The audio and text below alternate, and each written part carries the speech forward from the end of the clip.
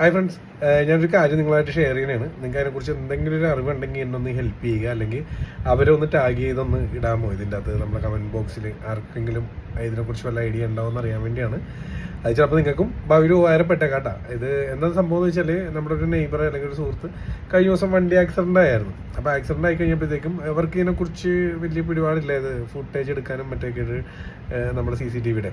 അപ്പോൾ ഞാൻ സമയമുള്ളതുകൊണ്ട് തന്നെ സ്റ്റേഷനിൽ ഓൾറെഡി കംപ്ലയിൻറ്റ് കൊടുത്തിട്ടുണ്ട്. അപ്പോൾ ഇതിനും കൂടി ഈസി ആവട്ടെ എന്ന് പറഞ്ഞ് ഞാനും ഒരു 4-5 അല്ലെങ്കിൽ 6 ദിവസത്തോളം അല്ലെങ്കിൽ 7 ദിവസത്തോളം ഞാൻ ഇറങ്ങിയായിരുന്നു എൻ്റെ പുറകെ. അപ്പോൾ പല ഷോപ്പുകളിലും കയറി നമുക്ക് നമ്മുടെ ഏരിയ തന്നെ ഏതാണ്ട് കുറച്ച് കോൺടാക്ട്സ് ഒക്കെ വെച്ച് അവരുടെ അടുത്തുനിന്ന് ഫുട്ടേജൊക്കെ കളക്ട് ചെയ്യുന്നുണ്ടായിരുന്നു. അപ്പോൾ പല സ്ഥലത്തും ഈ വീഡിയോ എടുക്കുമ്പോൾ ചില ക്യാമറയിൽ വണ്ടിയെ വ്യക്തമല്ല. അപ്പം മിക്കയിലൊരു പ്രശ്നം എന്ന് വെച്ചാൽ വണ്ടിയുടെ നമ്പർ കിട്ടില്ല. അത് വേറൊരു കാര്യം എന്ന് വെച്ചാൽ, പല കടകളിലും അല്ലെങ്കിൽ പല ഓഫീസുകളിലും CCTV വെച്ചിട്ടുണ്ടെങ്കിലും അത് എത്ര MP ക്യാമറയാണെന്ന് നിങ്ങൾ എപ്പോഴും ചെക്ക് ചെയ്യണം. ഇപ്പോഴും 2 MP ക്യാമറ വെക്കണുണ്ട്. ക്വാളിറ്റി കൂടിയ ക്യാമറ വെക്കാൻ ശ്രമിക്കുക. പിന്നെ ഔട്ട്ഡോർ വെക്കണ ബുള്ളറ്റ് ക്യാമറ, അത് ഈ പല കമ്പനിയുടെ ഉണ്ട്. ക്വാളിറ്റി ഏതിലാണ് ബെറ്റർ ആയിട്ട് വന്നതെന്ന് അവരോട് തന്നെ ചോദിക്കുക, വെക്കണവരോട്. അത് ഔട്ട്ഡോർ വെക്കണത് നിങ്ങൾ മസ്റ്റായിട്ട് അത് ചെയ്യണം. കാരണം അല്ലെങ്കിൽ നിങ്ങൾക്കാണെങ്കിൽ നിങ്ങളുടെ ഓഫീസിൽ നിന്നോ അല്ലെങ്കിൽ ഷോപ്പിൽ നിന്നോ എന്തെങ്കിലും സാധനം അടിച്ചുകൊണ്ട് പോയാൽ നിങ്ങൾക്ക് പോലും ചിലപ്പോൾ ഒരാളുടെ മുഖം വ്യക്തമാകില്ല സൂം ചെയ്ത് നോക്കുമ്പോൾ. അപ്പോൾ എനിക്ക് വേണ്ട ഒരു അറിവെന്ന് വെച്ചാൽ, അത് വേറെ സൈഡ്, ഈ കാറിൻ്റെ നമ്പർ വ്യക്തമല്ല. കിട്ടിയിട്ടുണ്ട്, വണ്ടി ഏതാണ്ട് ഒരു ID കിട്ടി, അപ്പോൾ വ്യക്തമല്ല. അപ്പോൾ ലാസ്റ്റുള്ളൊരു ഓപ്ഷൻ എന്ന് പറഞ്ഞൊരു വലിയ ഷോപ്പിൻ്റെ മുമ്പിൽ, സ്ഥലം ഞാൻ പറയുന്നത്, അവിടെ ക്യാമറ എടുത്ത് കഴിഞ്ഞാൽ മിക്കവാറും കിട്ടിയാണ്. പക്ഷേ അവിടെ ചെന്നപ്പോഴേക്കും 10 ദിവസത്തെ ക്ലിപ്സ് അവരുടെ കയ്യിൽ സേവ് ആയിട്ടുള്ളതാണ് പോലീസുകാർ ചെന്നപ്പോൾ പറഞ്ഞത്. കാരണം അത് നമുക്ക് പോയി എടുക്കാൻ പറ്റില്ല. അപ്പോൾ പോലീസുകാരോട് പറഞ്ഞു, ഇങ്ങനെ ഇവിടം വരെയുള്ള ക്ലിപ്സ് എടുത്ത് വെച്ചിട്ടുണ്ട്, ഇന്ന ഏരിയയിൽ ചിലപ്പോൾ കിട്ടിയാൽ ഉപകാരപ്പെട്ടേക്കാം. പണ്ടോട്ട് എനിക്കും ഇഷ്ടമുണ്ട് ഇങ്ങനെയുള്ള കാര്യങ്ങളിൽ തലയിടുന്നത്. പക്ഷേ സൂക്ഷിച്ചും കണ്ട് തലയിട്ടേ നമ്മൾ തന്നെ ലാസ്റ്റ് നമുക്ക് സ്വയം കുഴി വണ്ടി വരെ ഇങ്ങോട്ട്. അതുകൊണ്ടിട്ടാ. അപ്പോൾ ഈ വണ്ടി നമ്പർ ഇങ്ങനെയുള്ളതൊക്കെ ഒരു പ്രൈവസിയുടെ ഒരു ഭാഗമാണ് പലരും. അപ്പം അതൊക്കെ സൂക്ഷിക്കാം. അപ്പം ഞാൻ എന്താണ്, അത് കിട്ടിയില്ല. അപ്പോൾ ആ വലിയ ഷോപ്പിൽ നിന്ന് ആ സാധനം കിട്ടിയില്ല. അപ്പോൾ പോട്ടെ. അപ്പോൾ ഞാൻ ഈ പോലീസ് ഓഫീസറായിട്ട് ഞാൻ സംസാരിക്കുകയുണ്ടായിരുന്നു. സാറേ, അപ്പോൾ എന്താണൊരു ഓപ്ഷൻ? അത് ഞാൻ ഫോട്ടോഗ്രാഫറും വീഡിയോഗ്രാഫറുമാണ്. നമ്മൾ ഫോട്ടോസൊക്കെ ഇപ്പോൾ ഗൂഗിളിൽ ഇട്ടാണെങ്കിൽ എൻഹാൻസ് ചെയ്തെടുക്കാൻ പറ്റും, ക്വാളിറ്റി കൂട്ടി എടുക്കാൻ പറ്റും. ഇപ്പോൾ പഴയ പോലെയൊക്കെ ആണെങ്കിൽ നോക്കുമ്പോൾ. അപ്പോൾ അതുപോലെ ഇപ്പോൾ ഈ വീഡിയോയുടെ ക്വാളിറ്റി കൂട്ടി എടുത്തു കഴിഞ്ഞാൽ ഈ വണ്ടി നമ്പർ വ്യക്തമായിട്ട് കിട്ടില്ല എന്ന് പറയും. പക്ഷേ അത് നമ്മൾ സെർച്ച് ചെയ്ത മിക്കവാറും കിട്ടാൻ വഴിയില്ല. ഞാൻ പറയില്ല, അത് ഒരു ആളുടെ പ്രൈവസി ആയിട്ടുള്ള ബന്ധപ്പെട്ടുള്ള കാര്യങ്ങളാണ്.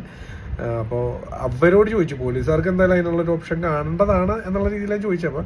പക്ഷേ ആ ദിവസം പറഞ്ഞാൽ അദ്ദേഹത്തിന് അതിനെക്കുറിച്ച് അറിയില്ല, അല്ലെങ്കിൽ അറിവില്ലാത്ത രീതിയിലാണ് എന്നോട് പറഞ്ഞത്. അവിടെ അങ്ങനെ ഒരു സംഭവം ഉണ്ടാവാൻ വഴിയില്ല എന്നുള്ള രീതിയിലാണ്.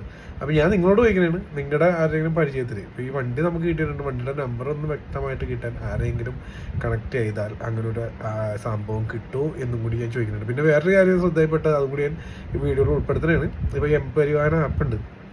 ഒരു വണ്ടി മുട്ടിയിട്ട് പോയി കഴിയുമ്പോൾ നമുക്കൊരു ഇപ്പോൾ ചിലപ്പോൾ നമ്പർ സംശയം ഉണ്ടാവും, 5328 അല്ലെങ്കിൽ 5326 ആണ്. അപ്പോൾ പക്ഷേ വണ്ടി നമുക്ക് ഓർമ്മയുണ്ടാവും, ഇന്ന വണ്ടിയാണ്. ഇപ്പോൾ സ്വിഫ്റ്റ് കാറാണ്, അല്ലെങ്കിൽ എന്താ പറയുക, ഒരു ബുള്ളറ്റ് ബൈക്കാണ്.